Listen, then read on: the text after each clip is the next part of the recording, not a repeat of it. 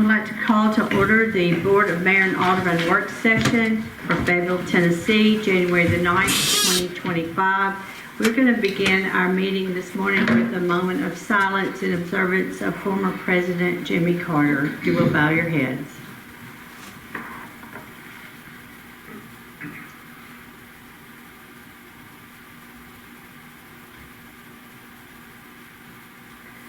Okay, and now we will call for public comments. I'm not seeing anyone in the audience for public comments. It's too cold. Too cold to get out. Correct. Board, you have been provided the minutes from the December the 5th, 2024 work session. Were there any corrections? If not, these minutes will stand written as presented. We do not have any requests, reports, or action requests. And we'll move on into department reports. And first up, we have Public Works Director Jack Williams. Thank you, Mayor. Good morning. Good morning. I'll kind of keep this brief as we can. We've got a lot going on out here with this winter weather coming. So first thing is give you guys a CDL update. Our two guys are one step away from going ahead and taking their driving test. Jeff Bryant worked with them yesterday in their class study, and he's got next week he'll do a little more work with them, and then we're going to schedule them to go to Columbia, I believe it is, and they'll take their actual driving, and they'll be certified. So, which once again we appreciate this board making this opportunity for these guys, and they really appreciate it. So, and we have two more that are stepping into the start again and start the program up. So that's working really good for us. The other thing is there was the emergency repair on Morgan Avenue. That was a water leak was called in, and FPU got out there and found out where they traced it down. Once they got things dug out, we had a storm drain that was totally destroyed, disconnected, crushed. So that fell into our hands. So we took that over, and FPU got it good and cleaned out for us, did a good job there. We got that repaired, filled up, and covered up. So that's kind of ran into what turned out, a water leak turned into a kind of an emergency situation there for us, but got it taken care of. Guys did a good job there. So. As far as a report, other thing,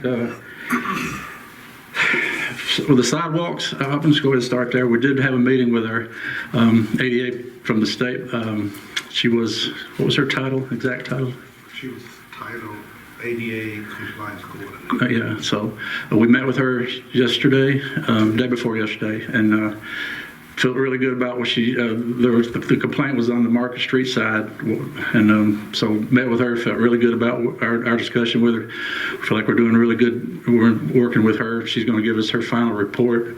I think we're in a good standing. We feel good about it. So one of the things that we were talking about with my work session, we talked about this, or with my committee meeting, guys, we talked about doing loading and zone on the sides there. So we're going to put that on hold because we have the idea that could end up being some handicap parking done on those sides instead, which would help us with issues that we have on that part of the sidewalk. So we're waiting on her report, and then once we get that, I think Mr. Owens has agreed that we would let Croy do us some designs and develop how we would do handicap parking on the Elk side and the Main Street side of Market. So we're working on that. So we're going to kind of put on hold the loading and unloading idea for right now until I hear something there. Okay. Any questions on anything else on the sidewalk? Any questions there? So. For that. I'm getting closer, but we do feel good meeting with our ADA coordinator. So. And it was actually a good visit. And it was. As Jack mentioned, we will have all clearance or whatever by the 30th of this month, and that's the same day our committee meets, so we should know how we move from there. Right. The Croy update about handicap parking, does that fall under the current contract we have with Croy and the funding there? No, it's going to be additional. It won't. It would be some extra work they would have to do for us. Take the drawings and kind of design out the handicap by code. So It's a change order. It would be, yes, ma'am. And it may be new services depending on the report. I mean, this is almost something we hadn't really looked at as we looked at the parking. So I would say it would even be additional to our current sidewalk project. Yeah. Do we have the money already allocated for We would that? have to find it. Yeah. And we need to see what they're gonna say we need to do first before we even know how much it will. And we'll get an estimate, that the Right. board will see before we move on it. So they will give us a certain amount of time to correct it if we're cited. But we have not really been cited yet. We're just looking ahead. Yeah, just feel comfortable with them doing this design because you have your handicap regular space, you have to have a van space, and this needs to be by design, right. It needs to be absolutely correct. So I just feel comfortable there with them doing this for us. She was very, very helpful, willing to work with us, just minor things. And Yeah. this parking situation, it should have already been done. Yeah. It's not, it doesn't have anything to do with the sidewalk. Yeah. It should have already been done. Yeah. And a lot of what she found was stuff that had nothing to do with sidewalk. It was Correct. existing stuff with infrastructure that, because we're doing the sidewalks, it sort of just raised a flag that we needed to do some things. So this would have helped even if we were not doing this. Exactly. Yeah. Yeah, I want to touch on one thing you mentioned. You said that we have not been cited by ADA. Not No. yet. It's a complaint now. Okay, She's that- doing, and we called her, Jill and I called her back in December, and we invited her earlier this week, and she gave us a good detailed report of what was going on. Right. But we have not received a citation. It was a meeting, and she's Okay. doing her due diligence. Right. That's a very good question, Alderman Faulkner. Yes, we are with that, and she's been very nice to work with us. This meeting was very productive, and she'll give us her. And now we are given some time to act, Right. and it's something. Yeah, so we have to get on the ball. Yeah. Doesn't mean we have to have them like done tomorrow, but we have to have some plan of action and show proof of that. So we feel good about it. Okay, anything else? Question, but do we expect to be cited? So the meeting was good. I mean, it was positive. We have still not seen the complaint, but she did give us a lot of description of what was the complaint about, and even at the meeting from her initial visit, and to be candid, I did not like her initial, because normally they come and tell me they're doing a visit, but she found that a lot of action had been corrected. And she was like, because those have already been corrected, there won't be a problem. And the things that she said that were even still being investigated, they were manageable and could be corrected. So we all left fairly positive after she left. So I'm not expecting much from her. And even the parking. You'll probably anticipate a citation just so that he can track it to make sure. Right, they're Right. correct. She has to finish out her report. I mean, we're complaining her office, so she's obligated to finish out, but we're not expecting a lot to be said about it. Right. I don't think we'll have a citation. This is my personal opinion, and I don't think we'll receive the citation. We will receive, I'm sure, like Kevin says, she has findings, and a lot of those findings we've already corrected, Right. and we are in the process of correcting the remaining. So that's what I feel, Yep. That's what I based took. on the type She- of, based on the type of complaint it is, I do not see a citation. Yeah, and she did, she came, her initial visit was a couple months ago, I guess. She did walk through before she met with us that morning, Tuesday morning. Was it Tuesday or days? But she did, and she walked through before she came to our meeting, and she said she was impressed that we'd already taken some steps already to correcting some things that were an issue before. Because it is still a construction zone. This thing is not finished, so, and stressing that to her, we haven't walked away yet from the project itself. And as it kind of stated, it's the violations that she's really looking at are out of compliance. But I don't want to use the word violation. The things that are out of compliance kind of are old existing things that weren't done before. And should be. And we are under a 5-year plan to correct some of these things, and they're in the book to be corrected. But if she brings them out, then we've got to get on front tool. She gave us one bit of important information about this whole visit that would help us in the future.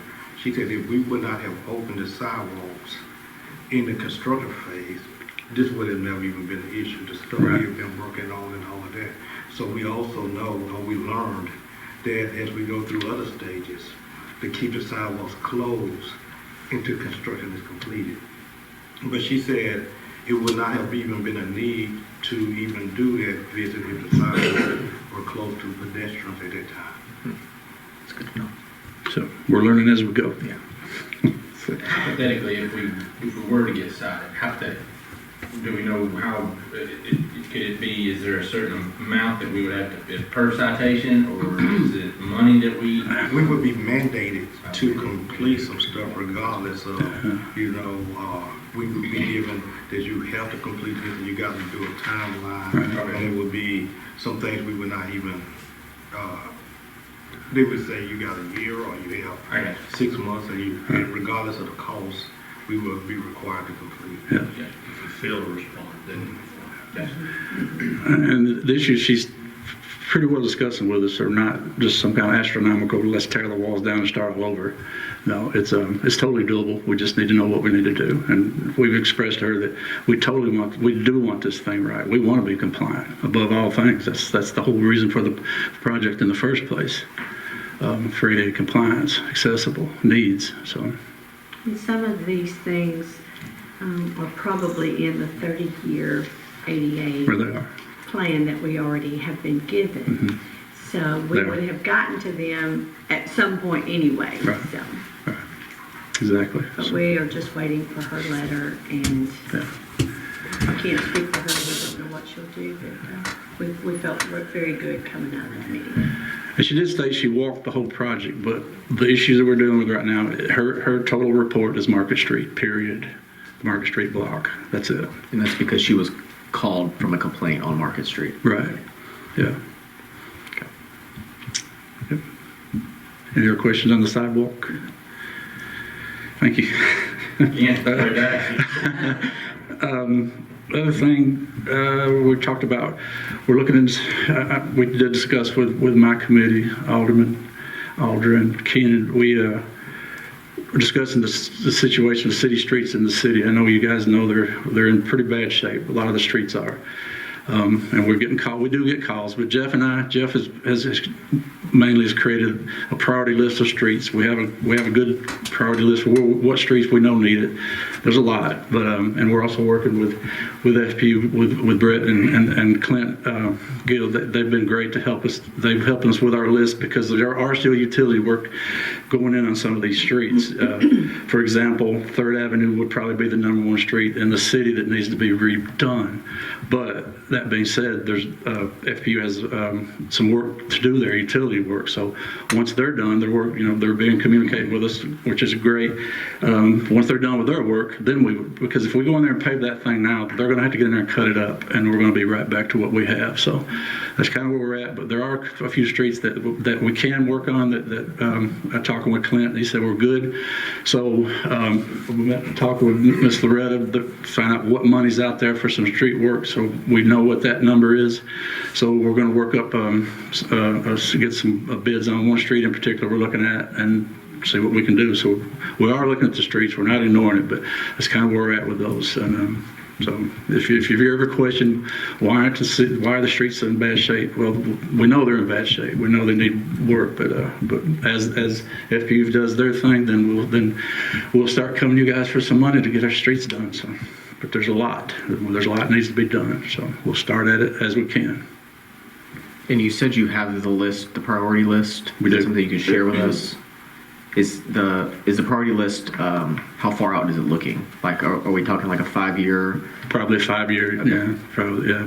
Because I don't know with Britt, with the work they've done, you guys are on a 2 or 3 year plan, I'm sure. With that 3-year plan. 3-year plan, yeah. And as say they get 3rd Avenue done, then we say, okay, let's get 3rd Avenue on our list. But this is probably 5 years at least, but we will get them as we can as we start into it. Yeah, I think just a little bit of continuous improvement is all the citizens are asking for, Right. really, to Right. see that there is work happening, Yeah. not that people, and we know that you haven't forgot about it, but Right. I mean, when people are driving the streets and they notice them every day. So And we've had calls from citizens, some avenues and some other places, you know, and the call initially starts kind of angry, like, why are my streets? And once I explain to them, and we explain to them, this is the process. Oh, well, that sounds great. Well, thank you. So, as long as they know, and they need to know, the city needs to know that this is a process, and we are working toward it. But it's going to take some time. It's going to take some money. I might add that there's a lot of work already been done, but because FPU had to have infrastructure done under there is the reason that the priority list was mandated in that way. Right. So there's a lot of paving activity. Yeah. And then also, I'm gonna add too, before Jack became director, I know that Eddie and I met with Brett, and there was some state money or some funding that was involved that had to be shaken up. And we did talk about this in the committee. I'm going to revisit that, but at the time we were still on hold due to some state funding or the State Department that kind of had us backed up with being able to proceed. Yeah, so that's the big thing now, finding money to get this done. So, any other questions on that? That's kind of where we're at, just keep you guys updated. Okay.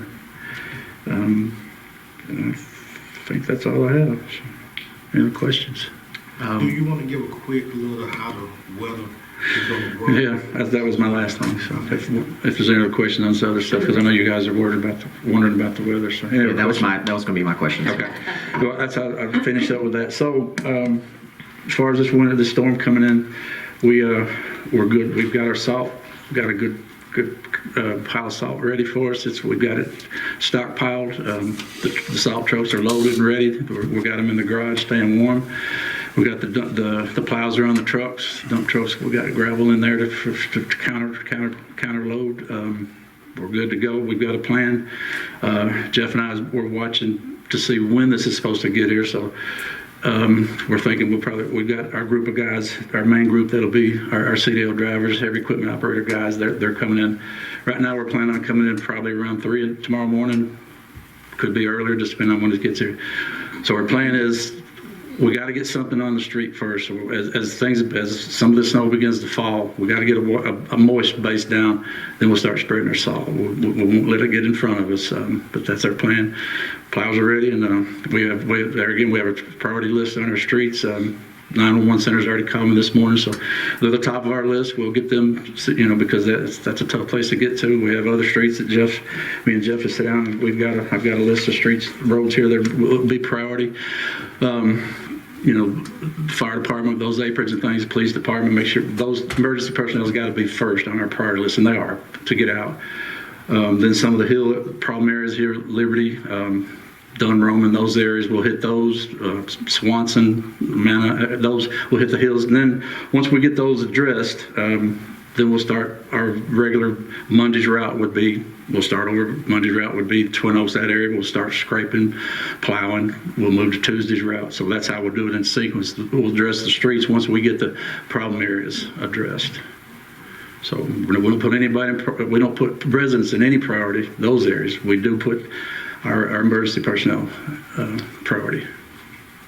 Yeah, I remember we were talking about the snow last time, and I think a lot of people had the questions about what the priority was. And is there any way we could share? I know we have the map of the trash pickup areas. Is there any way we could share that maybe on the social platforms and say this is our plan? Just because I know it's going to be asked again. There's going to be, and if we could get ahead of it and let people know this is what it is.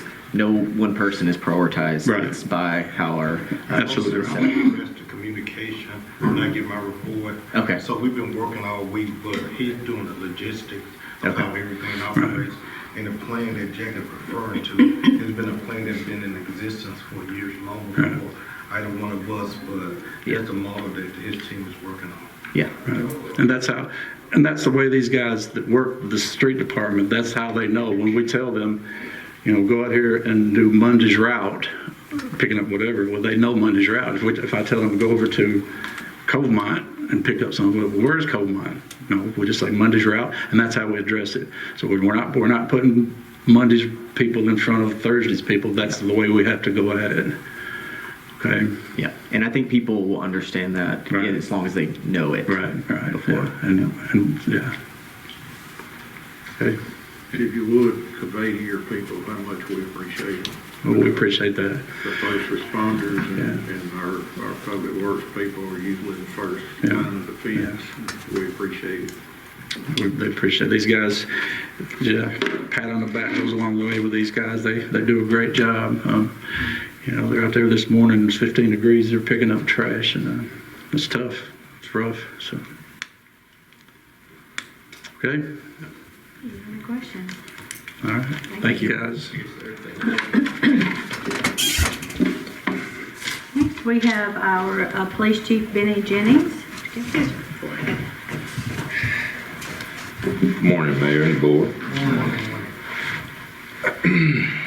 First item I have is the Leadership Lincoln Roadblock application that it was approved by our department. And then as our update, just want to update, we do have a plan in place for the weather.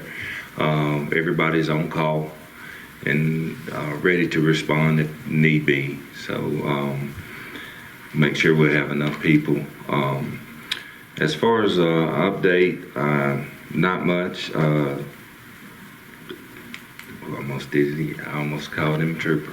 Officer McDaniel, wanted to update everyone. Officer McDaniel, who graduated Toledo Academy on December the 20th. And just want to recognize him, but I wanted to bring him up specifically because when Officer McDaniel first got there, he's a first-year officer, never been to an academy, police officer, and he had a few issues the first 2 or 3 weeks that I had to have a sit down and talk to him. And then after that conversation, they graduated on December 20th, and Officer McDaniel received the Legacy Leadership Award for the whole class. Out of maybe, I think it was 100 officers in that class. So he graduated as one of the top officers in that class. So that's something to be proud of. And also to say that's the type of people that we are looking to hire here, that want to be here and display that kind of leadership in them. So it was good for him to come back. As far as hiring, we still are down 4 positions, have not hired anyone at this time, but in the last 2 weeks I have had 4 applicants, but they are uncertified and they would have to go to the academy. So we're still working on that aspect. But that's pretty much all I have for this morning. Any questions? Chief, would you mind giving a brief scenario of yesterday's event? I'll give as much as I can. Yesterday there was a incident that happened in our city where an officer tried to stop a vehicle, and that vehicle chose to not stop and essentially had a crash. And at this time there is 1 fatality in that crash. And that's pretty much all I can say at this point, because the investigation's been turned over to Tennessee Highway Patrol's Critical Incident Response Team. So they are very professional. So since there is a possible charge of a vehicle homicide in this case, and since they have taken it over, all questions or statements has been referred to them, because they will be the lead investigation agency in doing the investigation. That's pretty much at this time what I can say. Thank you. Any other questions for Chief? Question is, it's good that we got people that really want to use this when they do anything else, and that's the type of people that I like to see working too. So, Thank you. yes. Thank you. Thank you. Next, we have Fire Department Chief David Bergman. Thank you. Good morning. Only thing I have for y'all for this month is just an update. We successfully had a wonderful toy drive this year. We had 578 children from Lincoln County that got toys this year from all our organizations. I do want to give a special thank you to Brett Dye and his team. They give us some drivers to drive the trucks to the toy buy nights, back to the station and to the fairgrounds. We couldn't do it without them. And it's a huge help to us. Everything went great. Probably one of the best years we've had. Very little hiccups. We always have some, but it was very little, and I was proud of our team. We do have one opening at the department. We're right now have about 12 applications that we're processing, looking through and lining up interviews, which I'm very glad that we had that many to actually process. So we'll hopefully have a plan in place on the next couple of weeks to actually trying to hire one. A lot of those were certified firefighters. I don't know if they're going to be on the top of the list, but they're certified, which is a great thing for us on far as training. But if not, I've been lining up with the academy trying to see when the next available spot is for that. The other thing I have is our winter plan. We've got a crew coming in and possibly one or two more individuals. We're probably going to be running a SUV for our medical calls and trying to keep our apparatus only when needed. So we have, I know, a full shift coming in and possibly one or two more. And again, on the event that Chief Jennings was talking about, I had to give my guys a good pat on the back. It was very organized. They did have to do extrication on that patient. And it was seeing a team actually work with ideas coming back from the whole team was very impressive. I was very proud of those. So I wanted y'all to know that y'all are in good hands when it comes to the fire department. And that's my report. Thank you. Any questions? Chief? Thank you, David. Parks and Recs Department, Director Nathan Browning. Thank you, Mayor, Board. Good morning. First, I want to say today is Law Enforcement Appreciation Day. So we appreciate you very much. But we do appreciate them, appreciate all of our guys who are our first responders. Greatly appreciated. My first item of business is our Kids Park update. A lot of this is just going to be basically for your information.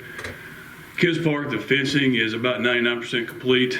Leadership Lincoln has done a wonderful job, along with Fayetteville Lumber, to get that completed as fast as possible with the weather being the way it is. And one day I think it was probably 20 degrees and the wind was blowing about 20 miles an hour, and they were getting that taken care of. So Kids Park fence is looking really good. Already had a couple of compliments on it at church last night, so we're glad to see that. Our spring sports registration is open. Phone calls and a lot of interest is going into that with volleyball, baseball, and softball. So that's up and running. And also our kids invite someone special. We already have, I think, 6 or 7 already signed up on the first day. So that's coming up February the 8th. Looking forward to that for all our kids.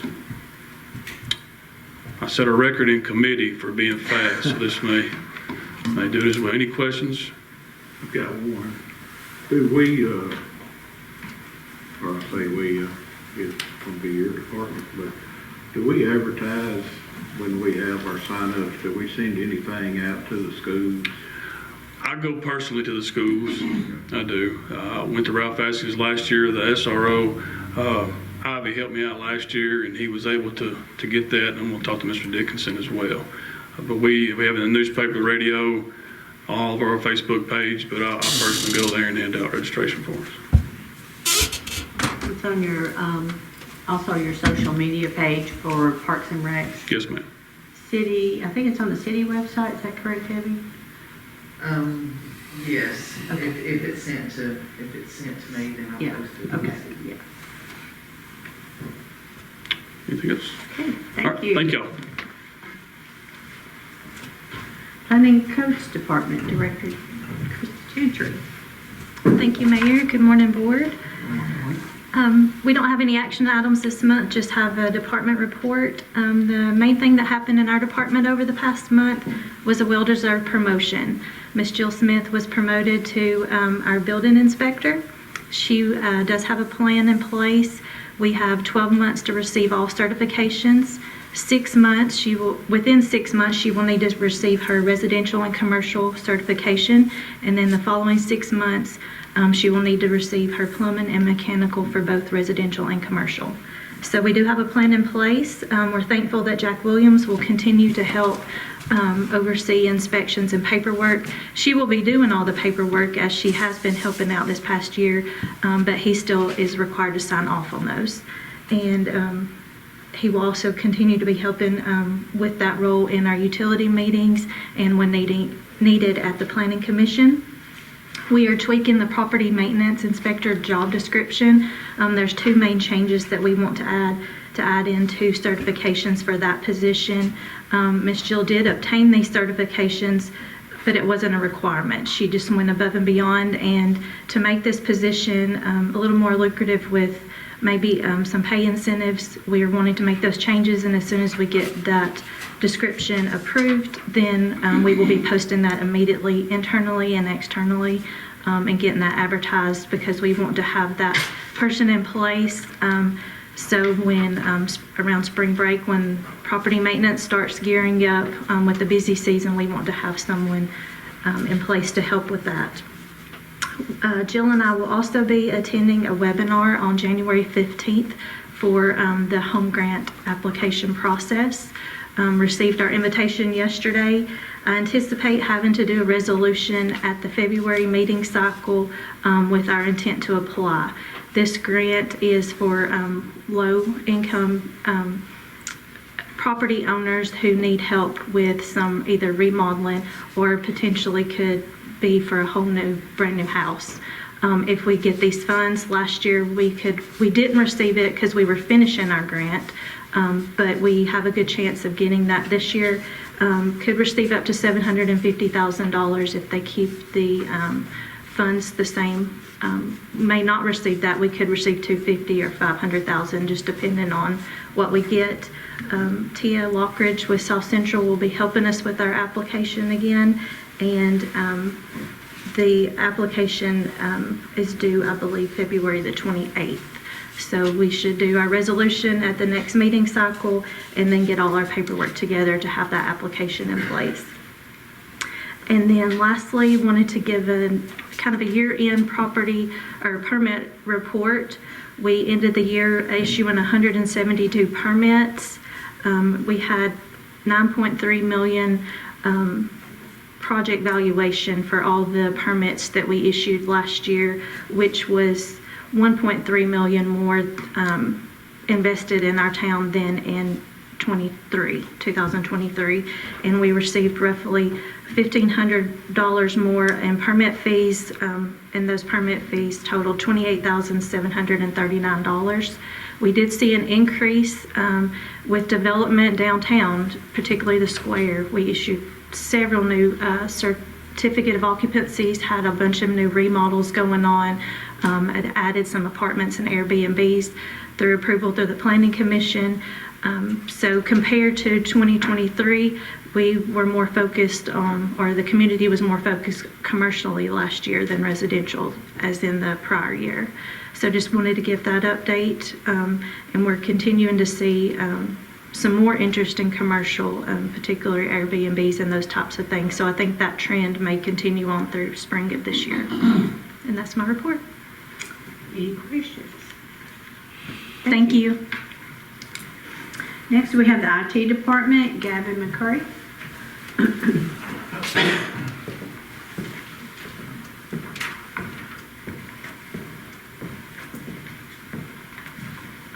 Good morning, everyone. Good morning. To start off, we're continuing our efforts to get our phone system in place. We actually finished our last meeting, what was that, Tuesday? Yeah, Tuesday, and we have a tentative date in place for the week of the 20th to have everything in place. So hopefully that sticks and that continues as planned. The Christmas lights were maintained to the whole month of December, and I believe that they were taken down, so I'll do my part and get the music stopped and get our controllers taken down and put up properly.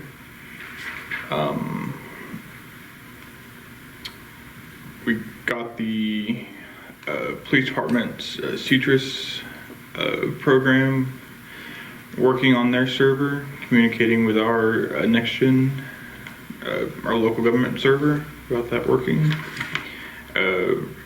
We contacted our RJ Young for our contract to get our our printer up front working. It had a hard drive go out, so we had to call them to get that fixed. So we have our big printer up front working again.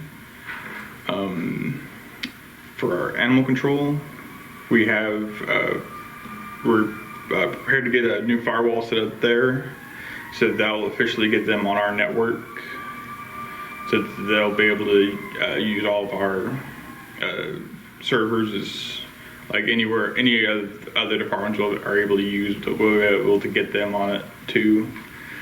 We also replaced a printer for them, printed their phone. And of course, we've dealt with the everyday, day-to-day technology issues that arose. Unless there are any questions. Any questions for IT?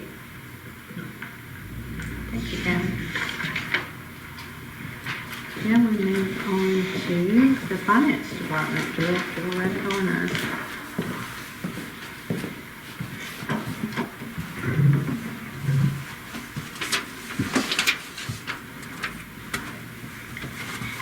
Morning. We've had a couple of major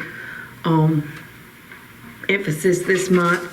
One being that, as you know, our auditor has retired from doing audits, so we have put out an RFQ. I've gotten several responses, and I've gotten some very detailed questions. But those will be answered and put out on the website actually this week. And then we will have that bid opening, and next month you'll be able to evaluate those and to vote on those. Again, when asking for qualifications for auditors, it's weighted, but the cost is not the total driving factor. You look at the personnel, the peer review, that's an important aspect, and other aspects of that auditor in making that valuation, that determination. And that will be coming to you next month to make that final decision. How many did you say? Well, I know I've gotten at least 3 to 4 people. I haven't gotten a bid in yet, but some that are asking questions. A couple of them are just really simple questions like, why are you putting this out for bid at this time? Then I got 2 responses that had detailed questions, and mostly upon how many journal entries, adjusting journal entries you had to make, how many, one asked for the copy of the management letter.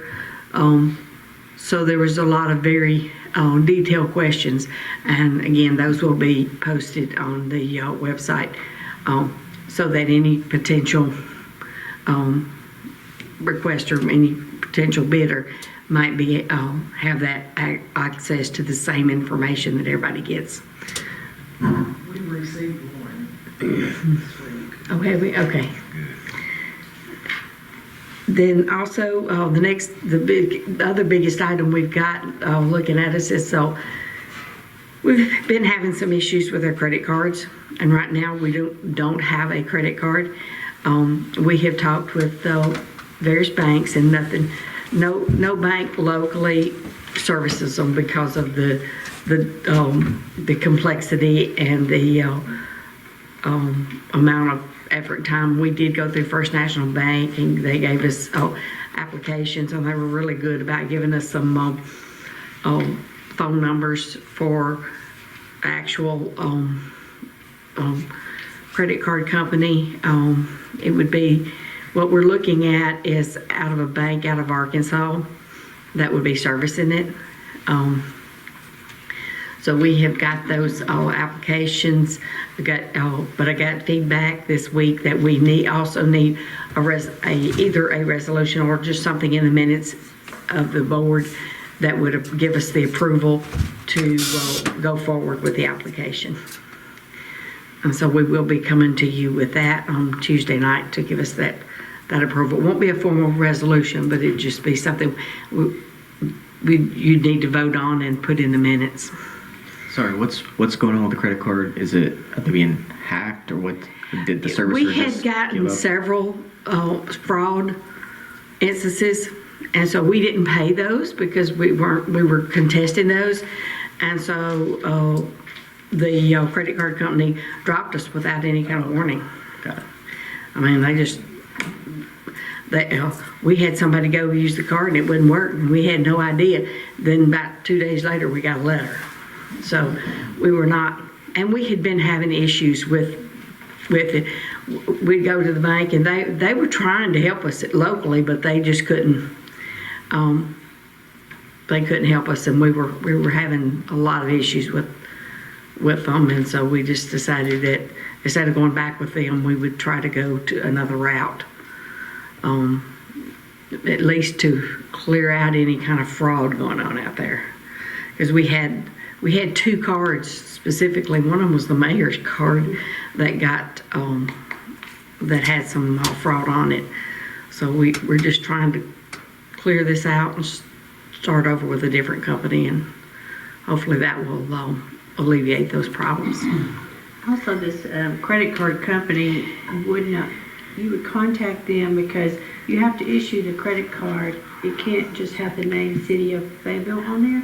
It has to have the individual's name. And so when people would leave employment here, we couldn't get a replacement card.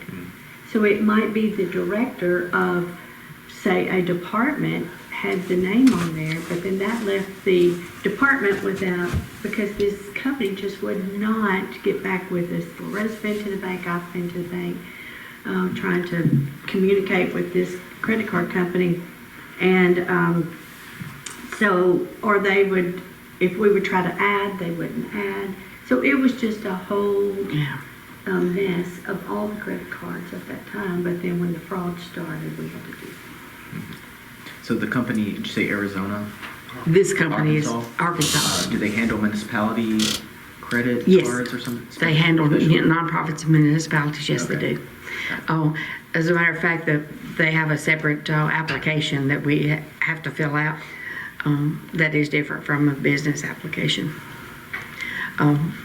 Because at first we did the business application and found out the wrong application. So it's pretty much the same application. It's just on it they want the something from the board, giving the approval from the board. Saying that they're lost from this fraudulent stuff, or so no, it's just been it's been an ongoing issue in trying to get it corrected. We reported it, and for months it was not taken care of. I mean, we couldn't even get them to cancel, because I kept saying, I've got a card right here that does not have, that we know has fraudulent charges on it. And trying to get that card canceled was like going through an act of Congress. It was, we finally got it closed. And then some of it, they would just move the charges from one account to another, from one card to another. So we just had a whole lot of issues there, and we just felt like that it was not the prudent thing for the city to go back with them, and we felt like we needed to make that change. And you don't realize how much that it is needed until you don't have that. Because we have, especially this spring, it seems to be spring and fall is when we have most of our conferences and people going to various places. Hotels don't like checks. So that is probably the number one need And those credit cards are number one use when we send, like if Benny sends some of his officers to a conference somewhere, they need to have that credit card to where they can put it on their hotel on that card, and that helps, and it makes the process much simpler. How many options do we have right now for credit card companies? Or is it Well, there were several options, but basically, no one in town actually services them. So you're still going to be going through the main MasterCard, Visa, or whoever. So we just, we looked at the points offered, what kind of cash back we'd get on these. We looked at, and there wasn't a whole lot of difference between any of them, to be honest. They were all about the same, so we could have, I think we could have taken a penny and threw it up there, and because you're basically dealing with MasterCard, Visa, and those, maybe Discover, some of those bigger companies anyway, when all in the end, no matter which actual bank you go through. Yeah, we were at the point that the fire department was using a card, and I'm not, felt like just them, it was, was you, and the card had a name of someone who had worked here in some life. And so, we didn't want any problems if something fraudulent came up. You couldn't say, well, this person used it, or this person used it, because it wasn't the current person. So, it was just cleaner too for our audits and books and things like that to have the correct name on the card. But that company would not, in a timely manner, update the card. Yeah. I've never had the kind of issues we had here with any credit card. I mean, I've had instances of my own personal that had some fraudulent. I called them right away. They canceled that card and sent me a new one, and we had everything fixed within just a few days. We've been months trying to get these issues corrected, and we think we have them all corrected now or cleared out, but we certainly should within the next month. Any more questions? Other than that, our department report, the sales tax is up again this month, which is a good thing, over this time last year. And again, we still seeing a decrease, although a smaller decrease in the occupancy tax. Do you have any questions? I thank you so much.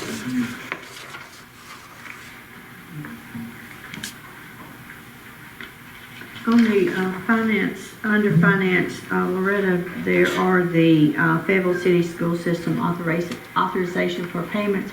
Now, these will just be moved on to Tuesday night for a vote. Is that correct?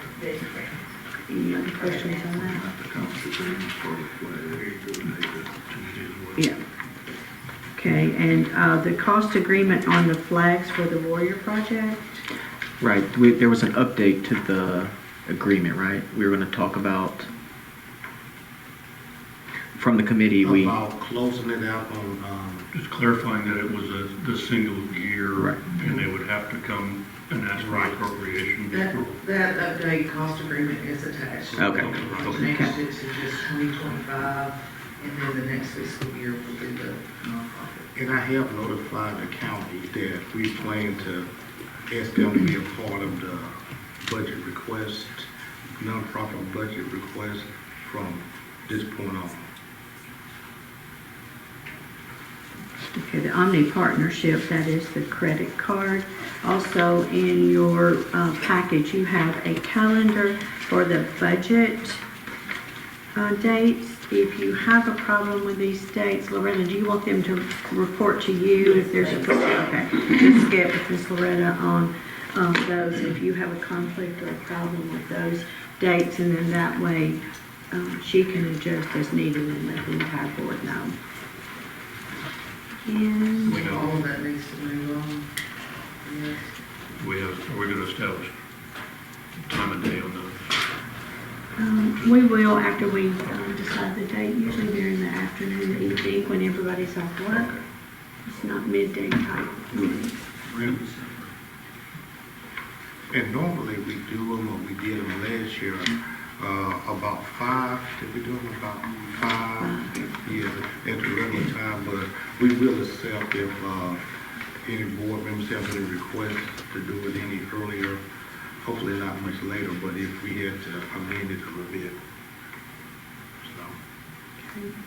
Okay, so for purposes of moving on to Tuesday night, there's also an ordinance attached in your package that you will see. This is ordinance 2025-01, and this is in your packet there. And this is the tourism and police funds. So we'll move that on to Tuesday night. The budget calendar. Kevin, we do not need to move that on, do we? Just we're just information only. So just contact Loretta on that.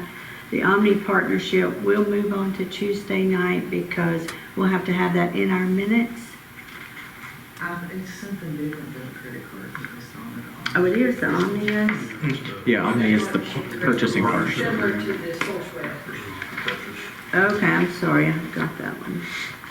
Okay, so the Omni partnership, this is kind of like what we went through with the fire department for purchasing. We can use the state purchasing department. We have Sourcewell for the fire department, and then this Omni is another way to purchase at a reduced cost. What they do is they do the shopping for you and the pricing for you, and they come back with a lower price or a better price for you. Right now, it's been used since 2006, and I think that Fastenal and O'Reilly's and some of the park places use the Omni partnership. Or your Sourcewell are usually your bigger items, the garbage truck, the fire truck, those kind of things. Okay, so we will need to move Omni on to vote on, to use this source. We will move on the cost agreement for the American flags for the Warrior Project. And we will also move on the Fayetteville City Schools. Okay, we got that straightened out. Okay, thank you, Ms. Loretta. Administration, City Administrator Kevin Ellis. Good morning, Mayor and Board. Happy New Year as well. I'm going to start, as a matter of fact, I ended the year by putting Brett on the spot, but I'm going to ask whether he has any comments about the Petersburg agreement that will be before. It's for information only, but we as a board do need to adopt it. So, Mr. Dye, if you have any comments you want to make, you have the floor. If not, we can. It was just very small changes in the revised edition of Petersburg. What we have to do is make sure that we protect the ratepayers that we have now. It's in the existing system. But, Petersburg wants everything. We can't give them everything and not going to give them everything. Our main interest is here at FPU, and we're going to make sure that the agreement says all that when we work with the comptroller's office. So if y'all approve it Tuesday night, we'll send the signed agreement to Petersburg to get their signature, and we'll move it forward to the comptroller's office. And I understand the FPU board has had a chance to review, and they were fine with They the approved it document. at the last board meeting. Yes, sir. Thank you. Also, Mr. Dye, do you have any updates for the weather or how it affects you and us? Yes, ma'am, I do. Okay. We've been dealing with TVA all week, plus with the statewide of Tennessee, and we got all the advisories out, plus where all the statewide works together if there is a big problem. But first of all, I'd like to say, you know, Jack, I know that you're talking about CDL drivers. If we're not really busy, you need some CDL drivers, we have CDL drivers. We can help you out. Same fire chief, police chief, Ben. You too, Nathan. But, you know, if you need help, just let us know. If we're available, we'll do everything we can to help. But, you know, what the weather is expecting, when the temperatures drop so low and they stay low for a long period of time, that's when we can start having a few problems because everybody runs everything up. So it puts a load on the system. We don't expect to have any problems, but where we have problems the last year, we made a lot of system improvements to be able to handle some of that. But overall, it's just what the peak of the system with TVA. We've been working with TVA. They put online some more generation to handle some more cold load. So we hope that everything goes well, but well, I mean, we have more trouble out of when if they start having wrecks and trees start breaking and those kinds of things if we accumulate any ice. So that's what causes the biggest problem. But we're ready and prepared. Okay, any questions? Thank you. Thank you. I appreciate y'all. Thank you, Brett. Yes, sir. And on the lines with the weather, I know Alderman Faulkner asked about the weather. We took a lot of notes from the January 14th, the week of the January 14th, 2024 last year. And not knowing that weather was going to come this week, Steph and I had prepared a meeting for Monday. So we just moved that meeting a little bit earlier. So all of the staff actually had a chance to talk about their roles, and I think everybody understands. We had police, fire, of course, public works, and some admin. So we did have a good detailed meeting about our protocols for this week, but the primary test for my office is communication. The mayor and I have had a chance to talk, and we would be constantly communicating, and she will have the responsibility for directly notifying the alderman. But of course, everybody should have my number. If you have any further questions, feel free to call. We're trying to we have made communications with most of the media as of yesterday, so we have a bridge to them about how to get information out.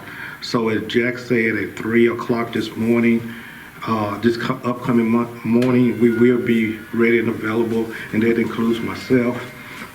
But we will be making information available through our social media as well as through the media, and I will be talking constantly with the mayor. We're going to try to keep information as ready and coming clear as we can.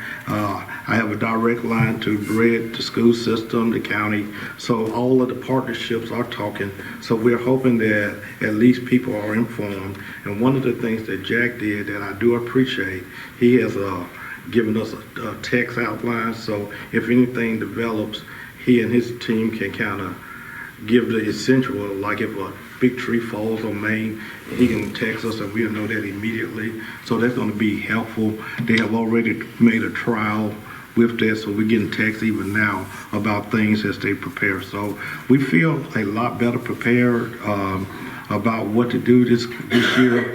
But if you all have any direct or the public, please just let us know. Kevin, if I could also say, also Elk Valley Times are very good to put on their social media page, updates, FPU on their website. They always have really good updates, so you can check those too. That's just another source to get the information out to the people. So we appreciate that too. Yes, I agree. I keep them on speed dial. So yes, thank you. As far as credit cards, Loretta mentioned credit cards, and it has been an issue. We think we are in a way to resolve. I'm going to ask the board if they will allow us to put a little language in there for them to accept on Tuesday, so we can have that information for the banks. That's the last requirement. They do want something saying that the board authorized or knows about the credit card, that they will be our agent. So we do need to officially adopt that on Tuesday.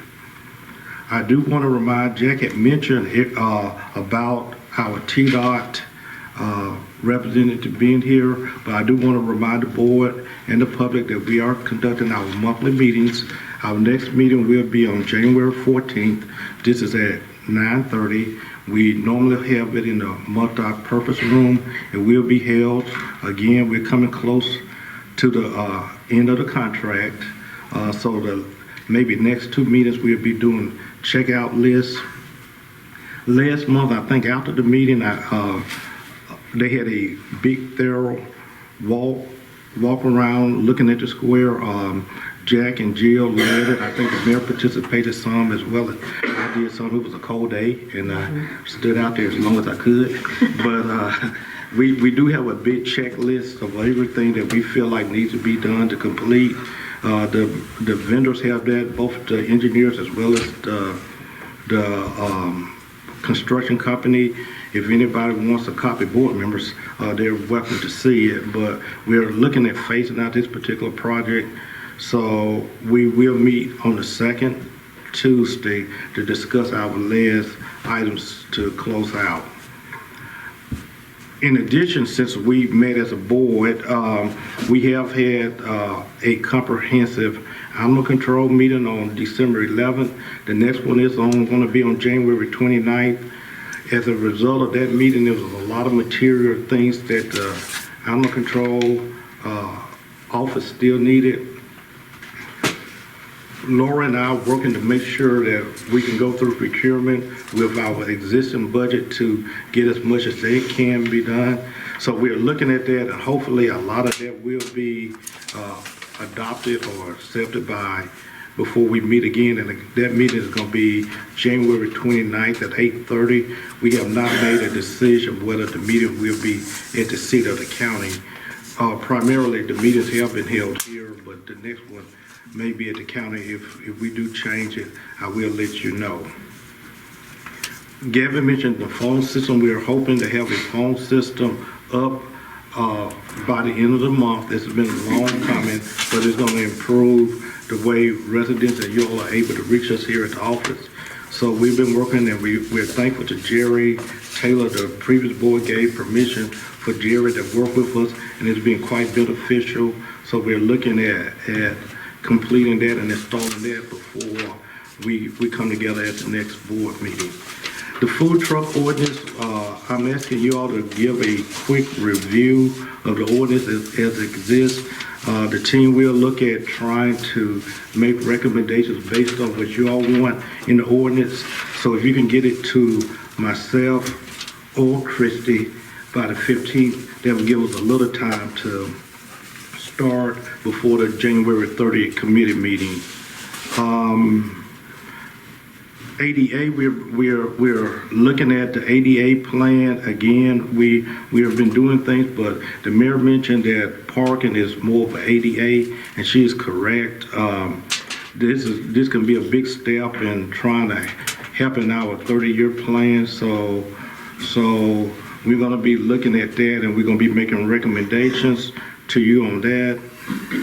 And I'm sorry. Okay. On the food truck ordinance, I Yes, know sir. you sent it out in a PDF. Yes, sir. Is it possible to send it out in a shared document for edit?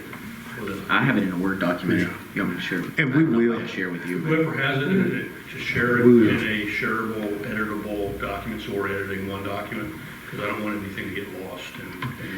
Yeah, I don't know that we can do a shared editable because of, I don't know if that becomes sunshine, but I can send you an editable document. It might not can be shared live though, because if we're editing in there together, I think that becomes an issue with sunshine. You may be right.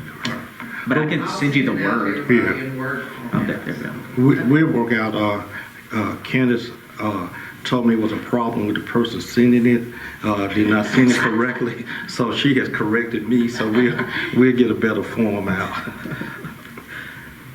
And just 2 more items, with 3. We are working to give you all a date to recommend for strategic planning, so we're looking at the location and date.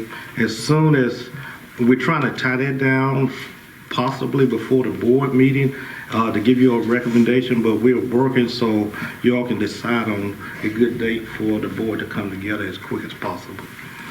And we're looking also to give you all a mid-year and audit report that may be coming at the next work session. That's our goal and desire, to get everything prepared to present to the board for mid-year review as well as audit probably by the next work session.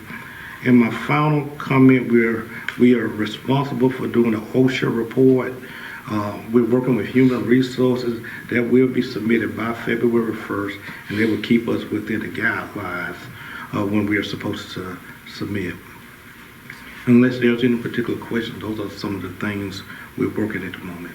Yeah, I have some questions. Yes, sir. I know you're talking about the comprehensive plan for animal control. Do you have already a responsibility document for animal control? What animal control is currently working under? So, Alderman, one of the things we're doing, we're trying to work on a formal policy, and you may recall that, so we received animal control as a city and county function October 2024. So we had a lot of things to get. We finally had that phase that we're getting all the equipment and stuff that we need. The stage that we're in now is policy. So we're looking at policies. Policies will be reviewed at least through committee, but we're looking at policies that is a formal way to operate, and we're pushing those really hard in the next phase. I don't know whether you've been looking in Decatur this week, but Decatur had a major incident, and it was based on some of the policies they had. So we're really taking it really serious right now. Laura's been guided by what the Humane Society has done. In my previous life, we had to develop from what a municipality would do, so we got to merge them in some type of way, but that's a critical part in this. Yeah, so I guess what are you currently operating on under if there's not we haven't set out the policy, so how is animal control operating now on like what calls they take, what abuse potentially there is out there that, like how are you determining what to go on a call for? So this is where we are right now. So last year we in order just to operate, I took some of the basic, which are considered temporary, some of the basic ones that we did in Birmingham, and we're a different type of municipality, but we did what we were capable as far as staff, trying to get staff. So we're still operating under those. Okay. They're not the best. I'm not gonna sit here and tell you they're the best. The one thing that's about me, even though this is not my expertise, but I have been to at least 6 trainings, so I know what are the general things that do. Just before I left Birmingham, I spent a week in policy training, so I took what was in the manual, and we're doing that just to operate. Okay. We've been operating for about a year, and we realized that some of the stuff we do, we need to clean it up or whatever, but we're also taking notes of what has happened over this past year to see where the policies need to do. And I'm one of the first to admit that not all of the policies that we have or what we operating now are pertinent to Fayetteville and Lincoln County, but there's something to govern us by for now. Yeah, okay. And then winter prep for the shelter. Can you give an update on the storm coming in? Mm-hmm. How's the shelter been prepped for the animals that are currently being housed there? I think Laura's still here, too. She's still there. Oh, well, she was part of our conversation. Well, she was not our, let me correct it, Kevin from the shelter was part of the shelter. We took notes from last year. Somebody's going to be on duty to make sure they're fed. We have 32 at the present time at the shelter, but somebody's going to be there to make sure they're fed and given the basic care. One of the things we're looking at, even in preparation, is the building. They're having some heating problems. Although today everything is running, but we're just trying to make sure the building is run. The 3 of them, they know how to get out and make sure the dogs get out and get their little exercise and get back in. They did a great job, even though last year we were just they did a great job to getting down there. A big issue for them was, Jack is aware of this, they could not get in the building last year because stuff was icing up. So we had to make sure Public Works was making sure that the parking lots were salted, and that's going to be even more of an issue. But Laura and Kevin live close enough that even in the worst conditions they can get down.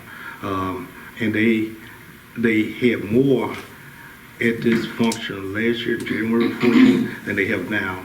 But we feel like they do have enough food and water to keep everything rolling. I think the biggest question, and it happened last year, if somebody is out and they have some emergencies that you need to get to, it's not necessarily that they can't get to all of the emergencies, but we're not the only one with that. If somebody's having something out in the county, it's not necessary. That was our biggest challenge in 2024. I think 90% of any complaints we got last January is that they were not able to get there. And they were under a different situation. You know, you have to remember that we had just inherited and they did not have any insurance. So I was not one going to call to say, hey, go out there and risk stuff, and if something happened to you, you could not. Thankfully, we have made some adjustments and they are insured. They do have workers' comp and all of that, but we still, all employees, you know, we want them to have minimal risk. Okay, thank you. That concludes your report. Yes, ma'am. Okay, so the last item on the agenda are board appointments. You have in your package, and I also emailed to you on December the 28th, recommendations for Airport Board, Board of Zoning Appeals, and the FPU Board.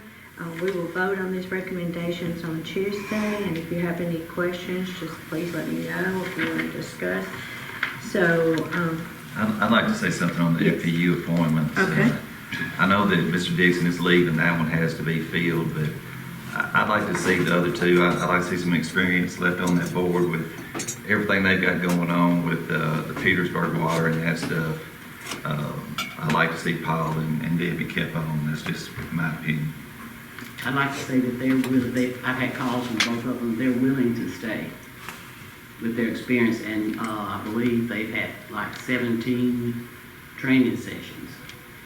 Paul's the new chairman, just newly elected, and Miss Debbie is an officer as well on that board, so just want to say that.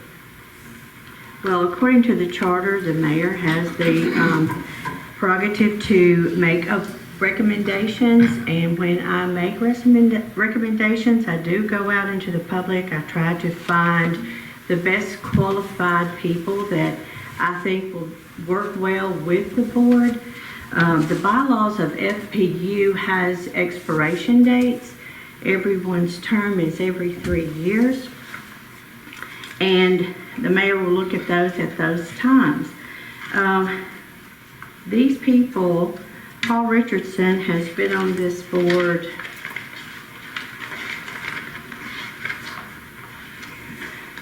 $16.5 years. To my knowledge, this is just my knowledge, I've been with the board for 6 years. Mr. Richardson has never been an officer, and that could be wrong, but I'm just saying, to my knowledge, he's never been an officer. But now at the point that I'm trying to make recommendations to replace him, now he's the chairman. Debbie Woodward has been on this FPU board for 7.5 years. To my recollection, as long as she's been on that board, she's never been an officer. And now that I'm asking to replace, she's an officer. Russ Dixon resigned. He had been on that board 9.5 years.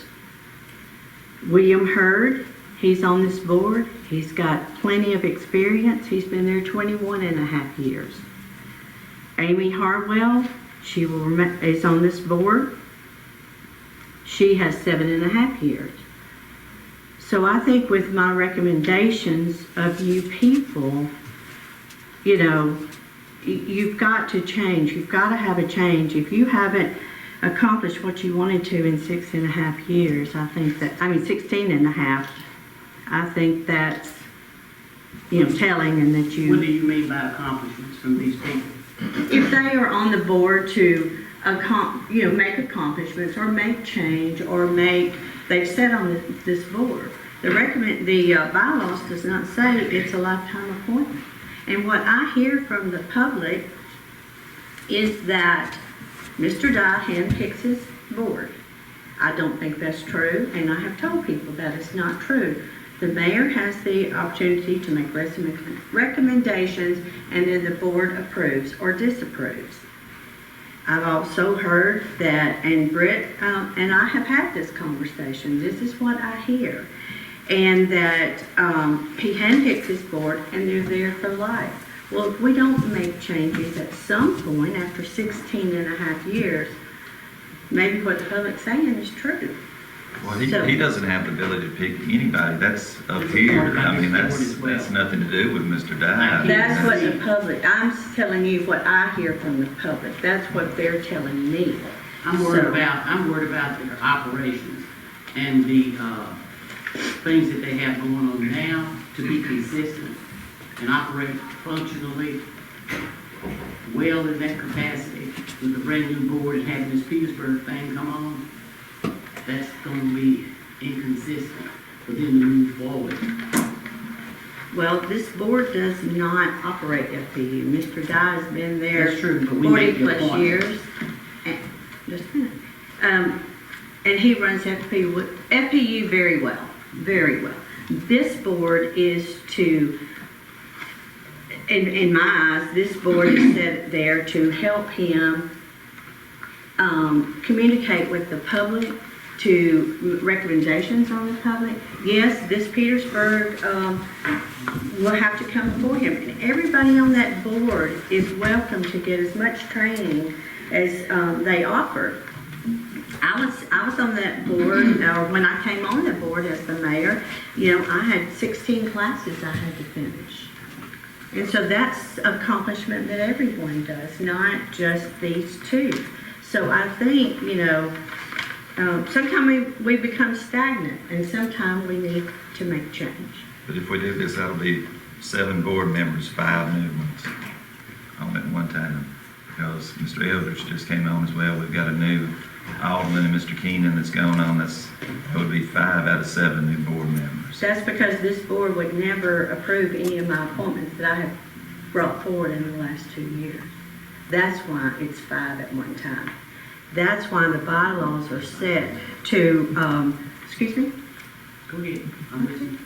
That's why the bylaws are set that 2 board members will expire every year.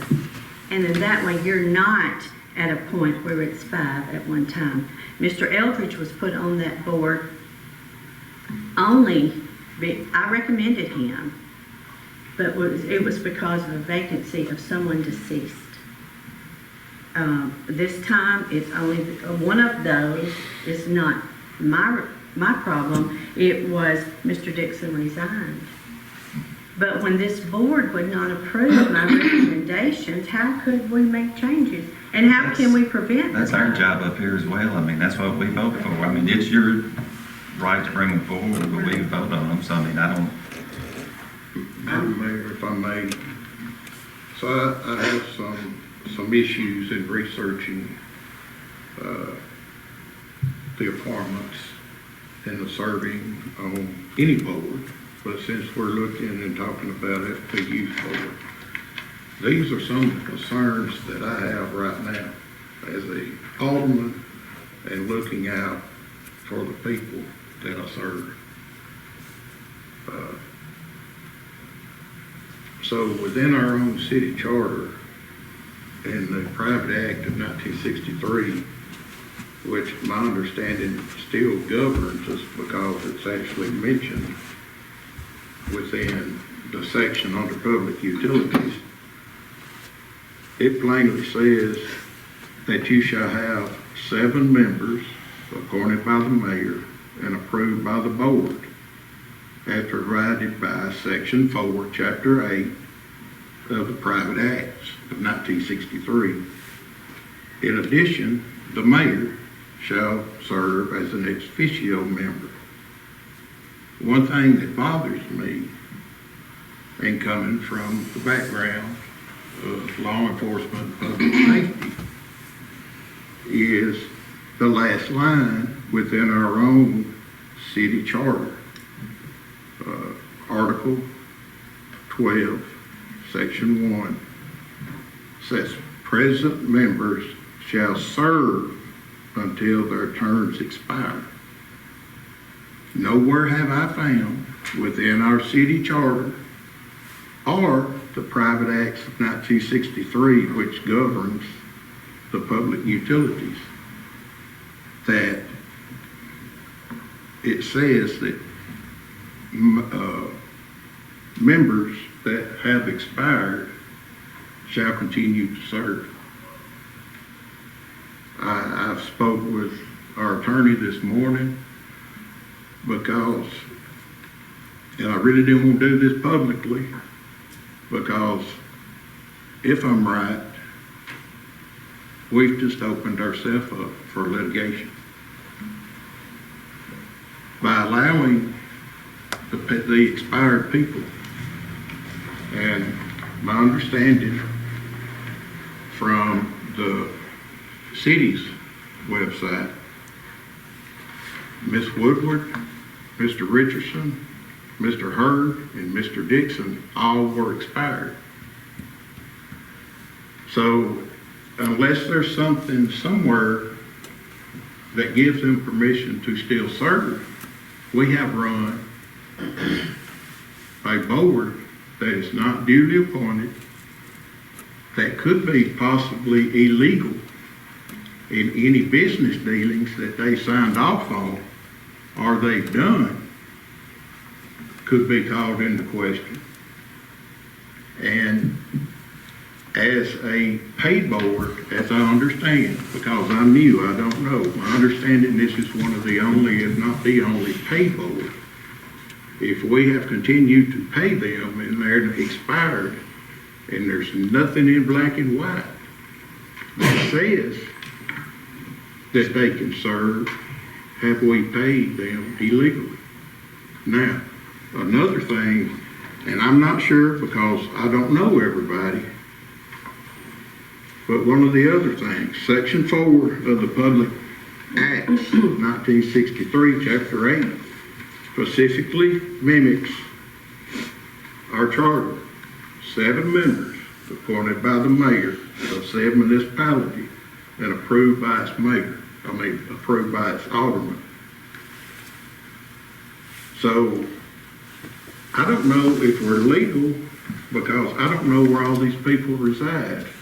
But under this private acts, and I have contacted MTAS about this, it says that 2 of the appointees shall be residents of the municipality. In other words, 2 of them should live inside of the city limits.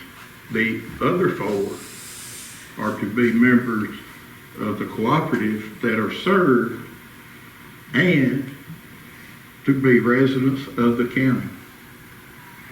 So, I don't know if that's the case, because I don't know all of the members of the board. That is the case.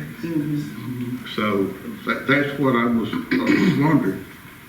Also, it says that succeeding appointments after the initial deal shall serve 3-year terms. And it says that any appointee may be appointed to successive terms. And it also goes on to say, which Mr. Keenan feels that the 7th member shall be a board of aldermen. So I was looking through AG opinions. Everything that I have found as pertaining to our charter and the private acts of 1963 does not show term limits, although there is an AG opinion from the state of Tennessee, I believe from 2010, that I've seen where there is one cooperative in the state of Tennessee that do have term limits set. So I would like to know from an alderman's position, and that's what I talked with Ms. Hill about and asked him to look into.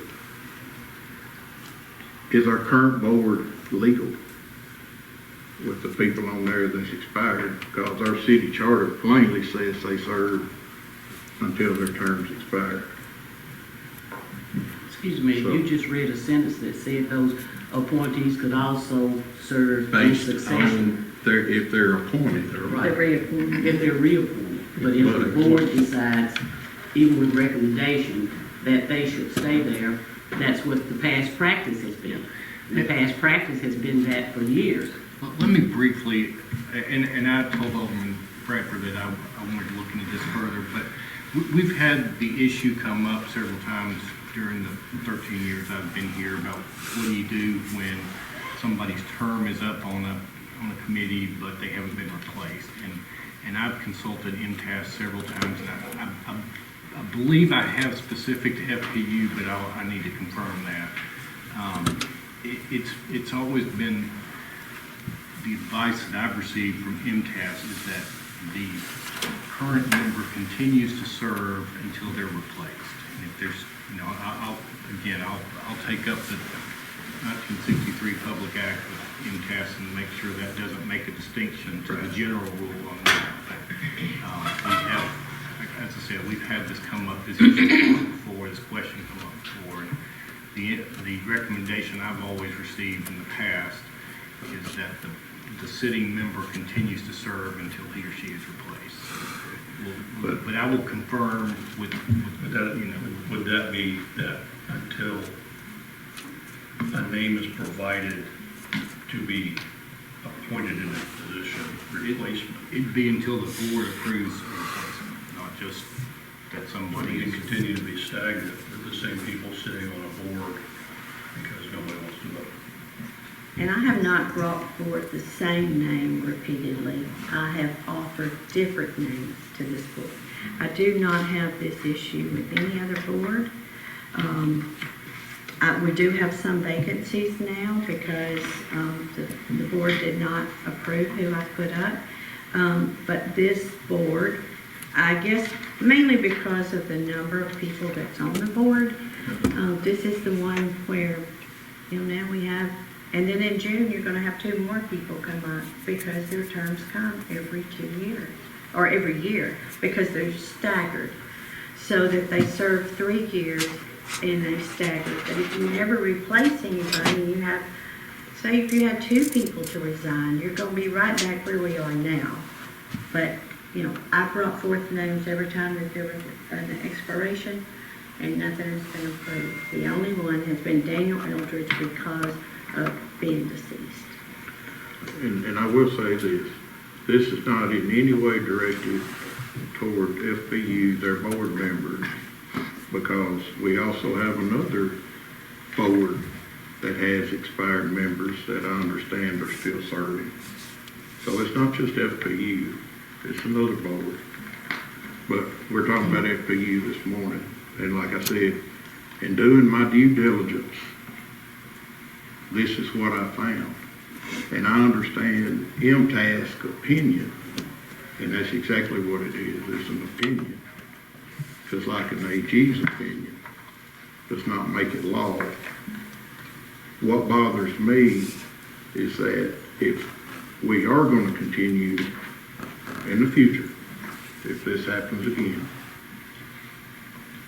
to let people serve, then we need to take that last line out of our charter, because I do not feel comfortable doing this and we're operating in violation of the city's charter. I believe, to me, that's like violating the law, because our charter was approved and ratified through the state legislature, as I understand. And the public acts which actually had to do with the original forming of federal electric system. So unless there's something, and Brett may know this, unless there's something that came about at the time that the city merged, and my dad was on the board, but at that time I was young and dumb and run up and down the road. But at the time, my dad was on the board, and they merged the gas, the water, and electric, and made Brett the CEO. Is there other documents somewhere? But right now, I have the printed charter that was given to me the night that I took office. that plainly says present members shall serve until the terms expired. It don't say anything other than terms expired. It does not say that they can continue to serve. So that's in violation of the city charter, any way you look at it. Then that includes the other boards where members have been reappointed as well. Because we have two boards where members were there for a while and got reappointed. Right. And any time, the way that I look at it from a law enforcement officer, and I know I'm not that, but we're dealing with law and we're dealing with the public, and Brett takes a hit because I hear it. And I'm gonna tell you right now, Brett Dye's as fine a man as I know.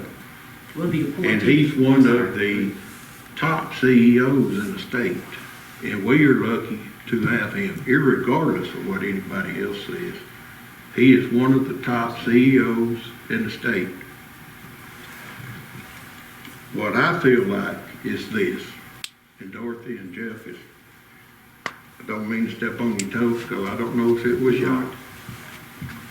But I feel like this board let FPU down when we didn't, or the prior boards did not reappoint or appoint somebody. And I'm not sure that at some point down the road that we as the board need to look at this city charter and look at the way that we appoint board members. It says that the mayor does it. In the event that the mayor brings forward somebody, and I would hope that we as adults would not engage in child petty politics that they do on the national level. Because we're all federal people. We're all Lincoln County. We were all elected to do a job. The people put their faith in us. We let FPU down. The city let FPU down. I disagree with that comment, but that's yours. Well, and like I said, it's nothing personal against y'all. I understand. I'm just saying, I feel like the city let FPU down. I don't take anything personally as it is, but for consistency of operations, I can't see how a board of this magnitude can operate with the current issues that they have and the reappointments that have been made down through the years before any other board in the past 10 years has been there. That's how it's operated.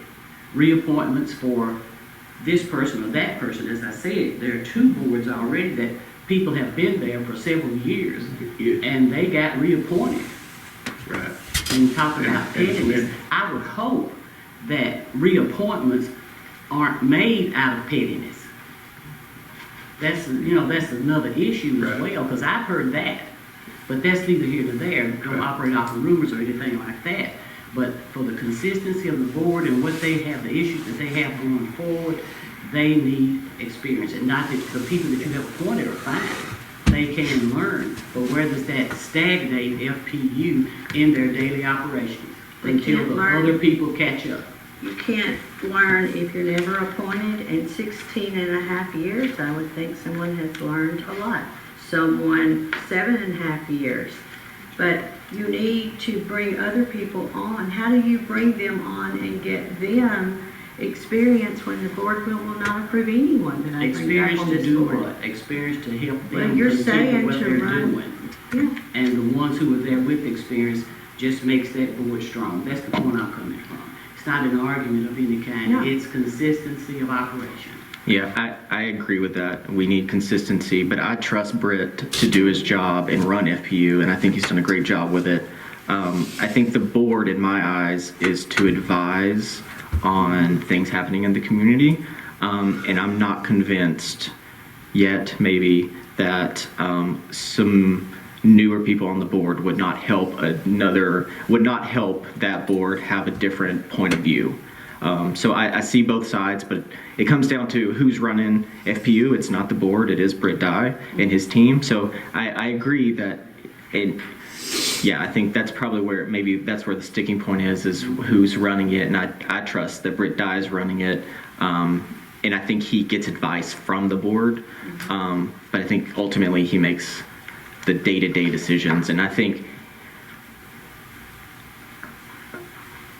I will say this in public because I think a lot of people, I mean, I've heard it, we've all heard it, that when it comes to the day-to-day operations, a new board member on there is not going to change everybody's life. The day-to-day operations of FPU are not going to change because 2 new people are appointed to the board. Nobody's power is going to go out.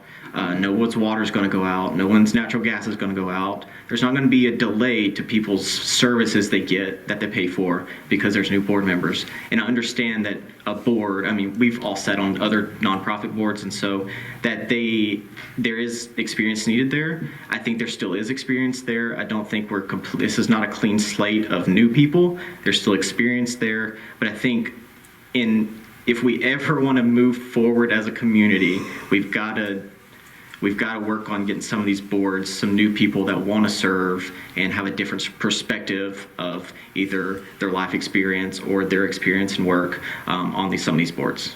So that's where I stand. I agree with you. I appreciate you bringing that out. I was reading that myself. And let me reiterate, since you brought up your law enforcement background, I'll bring up the military background and say that the military changes people over. Command levels change all the time. You're constantly changing a command, a company command, a battalion command. The Army keeps running. It keeps working. It keeps doing its thing. The military is the same way as the city will be. That CEO will continue to run, and day-to-day operations will continue to work regardless of who sits in that board. I guarantee you. Just by knowing the man for a short period of time, and Kim, there's nothing's going to happen any differently, regardless if I was run over by a truck tomorrow and they have to put one of these other guys up there. So I don't see that as a change. I don't see it as anything that's going to make a difference.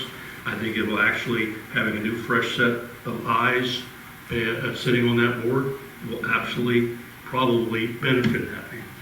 Well, we will agree to disagree, because having been in charge for over 30 years of people where there's a big turnover, I can tell you that the CEO will suffer himself under that situation, because he has to bring those new people up to snuff the best that he can as quickly as he can, while all the pressure is on his shoulder. And I'm not advocating for him, because he's done that job for a long time.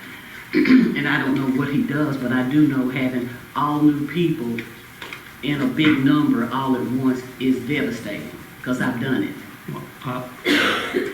We've done this to ourselves. This board has done, not this particular board, or maybe not previous boards, but we are where we are.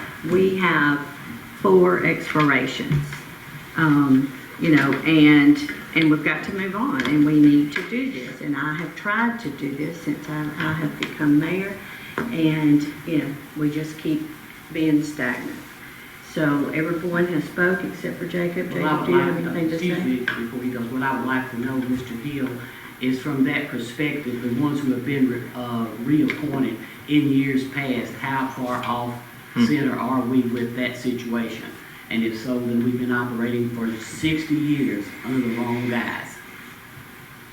That's what I'd like to have clarified. With the reappointments that have taken place over and over and over again. There were people there that have been there for 20 years. And over. Yes. Yeah. But I think that's a good point. I also would like clarification on that. Absolutely. And I'll let Jacob go before I finish. No, that's fine. Britt Dye's done a great job. We all know he does. But let me ask this question real quick. Hey, Davey, what's a Halligan tool? It's a fire hydrant. Yeah, what is it used for? Forcible injury. All right, do you know what a Denison is? You know what it can be used for? Hey, Jack, that garbage truck, you have to stand to drive that thing? Do you? See, I didn't know that until I rode on it. So people with experience knows what's going on. You used to fly helicopters, right?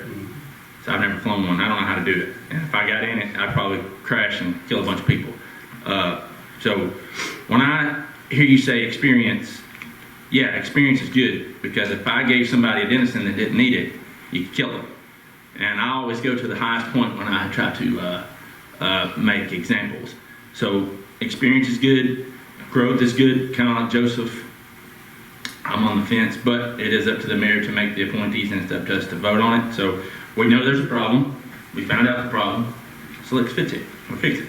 Yeah, one thing, that's a really good analogy of experience. Unfortunately, the board does not fix in power lines when storms happen. But I want for the public to know, this discussion here is how this should work. We should not be, we disagree on some things, but this is how this board should work. We shouldn't be mad at each other because we disagree. We shouldn't be yelling across. And I think the citizens should see this kind of setup here and know that we have the ultimate goal of making Fayetteville better. And as a citizen that is just now on this board, this is the kind of discussion I think is super helpful for this city. And I enjoy that this is in public view now, that people know that we can work together. This is a debate, and let me add this. Yeah. While we're talking that this is the mayor's recommendation, it's board approval. This is a weak mayor situation, a weak mayor charter, where the board takes the ultimate responsibility to say yay or nay. Yeah, and I mean, it plainly says that, and I agree with that, and I agree with the fact of the experience. And from the military and police side, would y'all want to go into combat with brand new, you want 5 new guys over some guys that know what's going on? That's going to happen January 20th. So. In that particular situation that you just talked about, is from law enforcement. I have been to many calls where there's a chance of having to take a life or getting your life taken with people that just started. What would you rather have? That's my question. I won't tell you what I can get. I would rather have experience. But now, my point though, Miss Dorothy, is this. I'm not disagreeing with Miss Dorothy or you, either one, on the experience. That is the whole reason this board is staggered 3 and 3, because I was told by a previous mayor that happened once.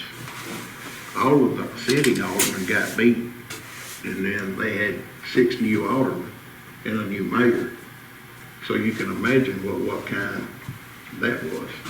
So I do not disagree with the fact that there needs to be experience left on that board at all. Matter of fact, I'm for that. I think that they need some experience on the board. The stagger is important. The staggered is important. What has happened is we didn't get it staggered, and now we're to a point where within a year, pretty much the whole board comes up. I just think the previous board up here just felt that there are some really good candidates on that FPU board now, and we did not want to take them off. That's what it comes down to. That's why there was. And I understand that, and I know you've heard it because you've been on the board. And I've seen them all work in person, so that's why I take it. The good old board network is what we all get accused of, and I agree with Joseph. I think the fact that the public can see us working now and agreeing to disagree, because I completely respect you and I completely respect Ms. Dorothy. I've known her for years. Same with me and you. So it's just a discussion that needs to be had, and at some point, I'm not sure that we don't need to sit back down as a board and as a group and look at the charter and see if there's some way to tweak it where it works. But bottom line is, right now, we have to go by what the charter says.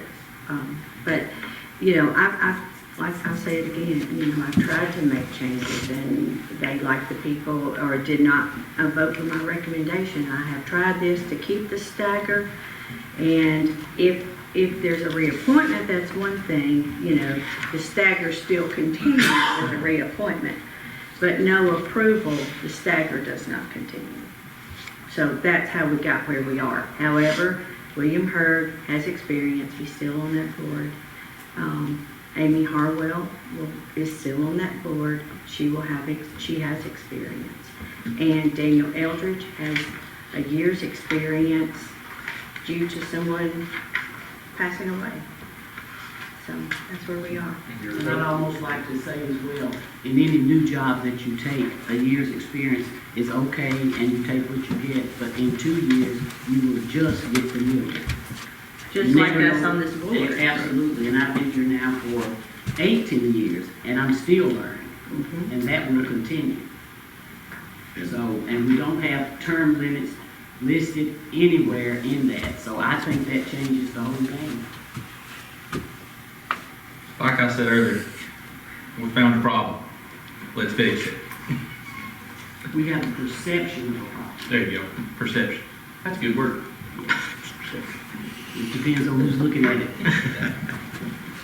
Okay. Anything else? Okay, this meeting is adjourned. One question, do we want to push this out until we get an answer on that I think we from should. legal? So I We think have that, to. What's the question to legal that would affect? for Are we example? operating within our charter? Or have we been operating for 50 I years? don't think that makes a decision or makes an impact on It does. making the vote on the change of the correction of the board. I don't think it makes, I don't think it makes a difference. I think I can confirm with impasse that that concept applies or doesn't apply to FPU. Before Tuesday. And it just ain't FPU, I'd like to know this. No, I agree, all the boards, We yeah. had reappointments on a couple of boards. Right. Just in the recent past, last year, as a matter of fact. Well, and there again, before, I know the mayor's adjourned, but I'm not against anybody. I just want to make sure we're doing it right. I think you picked some good people as well. I need to have that said because it's not personal against anyone. and I agree with My that total, also. coming from operations and continuity and consistency of operations. To me, I do really try hard to find good people, and I think we have had good people on board, but I'm still for some change, I'm still for some experience, and, maybe if this would have come up 2 years ago, 3 years ago, we would be in a different spot, but we are where we are, so hopefully we'll have a decision from Mr. Hill before Tuesday night, and at that time, then I can decide whether to take the recommendations on or to table them at that time.